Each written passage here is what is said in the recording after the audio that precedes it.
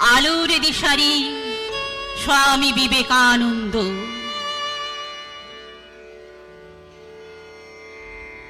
আমি বিবেকানন্দ, জগৎ আমাকে এই নামেই চেনে।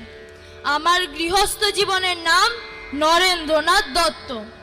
12ই জানুয়ারি 1863 সোমবার সূর্যোদয়ের প্রাক্কালে কলকাতার দত্ত পরিবারে আমার জন্ম। আমার পিতা বিশ্বনাথ দত্ত, মাতা ভুবনেশ্বরী দেবী।